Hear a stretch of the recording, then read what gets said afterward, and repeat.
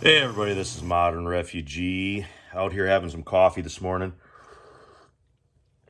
and wanted to do a video covering some points with fuel and fuel as it relates back to preparedness and some of the fuels that I use here and the context that I use them. I've watched a ton of different videos on YouTube prepping channels, and they're all kind of the same video. Store fuel with stable. That's basically what they all are, but there's a lot more to it. And because I live out here in the country, and we have a very rural community. We got farms, we got the lake out here. We got a lot of people that are preparedness and do-it-yourself minded. So a lot of fuel gets used in power equipment. Now, we have a generator here at the house, and our generator I've converted years ago already over to propane. Propane, I have been told, doesn't have the same amount of oomph that regular gas does when it comes to a generator. But in the context that we use it here, running our furnace, running our refrigerator, freezer, lights and stuff, if the power goes out, wash machine, these kind of things, because that's what we use our generator for if there's a power outage, I've never noticed a difference in running propane in it compared to a regular gas. And the advantage of the propane is you can store more of it, in either 20-pounder or 100-pound bottles. And if you have to move the generator around, you don't have 6 or 8 gallons of fuel in the top of that fuel tank at the top of the generator. That makes it a lot heavier to move. So then, older people, younger people and stuff, they can move that generator around. So propane, conversion for our generator has been a big win. And the other thing is power equipment. Power equipment runs rural areas, whether it's chainsaws, rototillers, ATVs, whatever.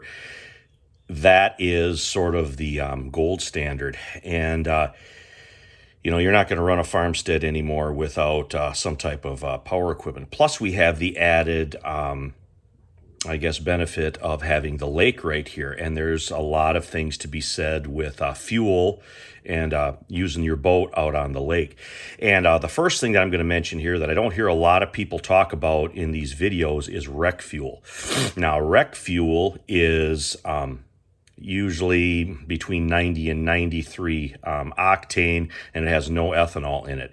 Ethanol is sort of the bane of small engines, and I've talked to a lot of mechanics and stuff over the years. Pretty much there's a complete disdain for ethanol blended fuels in power equipment, especially if you need that equipment to run. If it's a life and death thing, so to speak, you want non-ethanol fuel, and that's what rec fuel is, and it's extremely important out on the lake.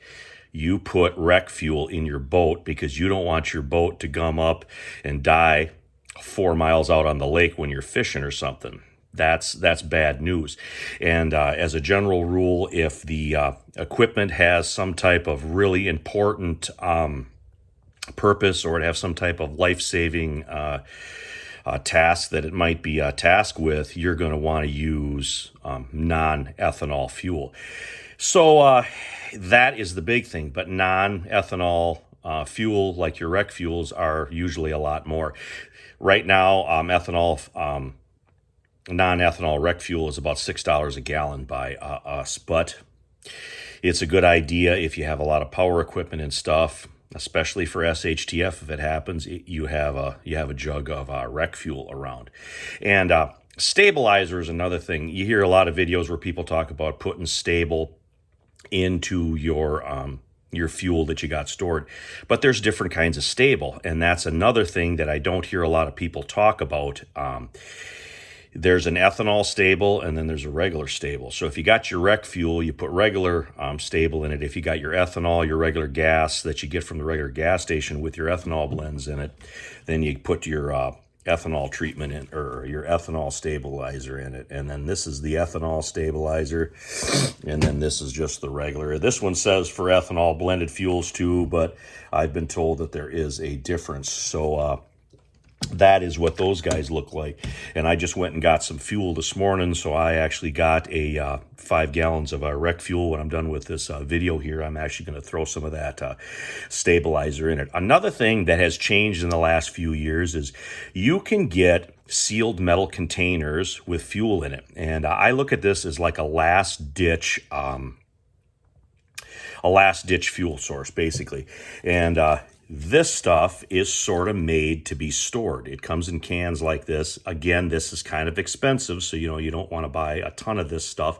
But for a last ditch fuel source, this is kind of good to have around. Have a couple cans of this because it's in these sealed containers, so they are a little better than sitting in plastic. And as a general rule, metal gas cans are better to store fuel in than plastic gas cans.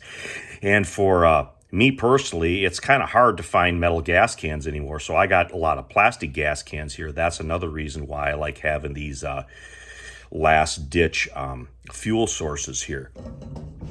And you can get the pre-mixed stuff for a lot of your chainsaws, that kind of stuff. That's all 2-stroke, so you have to mix the gas and the oil. For those who don't know, you can also get the pre-mix in metal cans too. This gallon of fuel right here will cut a bunch of different firewood. Now, I myself, we cut firewood every winter, have for years already. And I have everything here. I got 2-man cross cuts, 1-man cross cuts. I got my my buck saws and stuff back there. I got bunch of different hand saws and stuff here. But if I want to cut a ton of firewood fast, I'm going to want to use a chainsaw. So a chainsaw is literally one of the most valuable pieces of power equipment, in my opinion, that you can have, just because the amount of firewood that you can cut in a short period of time. 1 gallon of pre-mixed fuel will cut you a lot of firewood and will save you a lot of time and a lot of calories if you had to do that by hand. And the same thing goes for other power equipment that runs the rural areas, things like ATVs, rototillers, this kind of stuff. All this stuff would be extremely important in an SHTF situation. Now, another thing, I not only have some pre-mix here, I have some stuff that I mixed myself as far as the 2 strokes go. And then I also keep some of the small bottles of the 2-stroke oil around, again, to run the chainsaws and the power equipment. I like the little 50-to-1 bottles. These work for 1 gallon of gas. You dump this in your gas can, whatever that it is, and you put in 1 gallon of good fuel, preferably rec fuel or non-ethanol fuel. And then you're good to go. And the reason I like these is that you don't have to measure anything as far as the chainsaws and stuff. Those are 50-to-1 ratios, which is one of these little containers for a gallon of gas. So if you're sending somebody to go get gas because you're working, there isn't any confusion on how to mix that. Another thing with chainsaws, I'm kind of on the chainsaw kick here because, firewood is fuel to cook with, fuel to boil water, heat to stay warm in the wintertime. It's kind of important up north here. That's bar and chain oil. Bar and chain oil is what's used to lubricate the chain on the chainsaw. And you will typically, it's about 2-to-1. You will fill your bar oil up every time, of course, that you put fuel in your chainsaw, but typically you'll only use about half bar and chain oil, unless it's like really hot outside or something. You use about half that compared to your fuel, which means for every 2 tanks of gas, you'll use 1 of bar and chain oil. And so everybody that has a chainsaw or anything should have at least 1 bottle, sometimes 2 of bar and chain oil. For us, a gallon of bar and chain oil typically will last me a season. And again, back to the chainsaw things, if you got any type of storm cleanup or anything, chainsaws are extremely valuable. Same thing with ATVs if you got to move down limbs or whatever. Just wanted to touch base on these prepper fuels here and some of the options that are available. Like I said, I don't think I've ever seen anybody say, hey, you can get sealed up containers of fuel that you can buy off the shelf that you can save and put up for last ditch stuff. I haven't seen a lot of people talk about rec fuel, and I wanted to touch base on all those things here today. Propane is another one.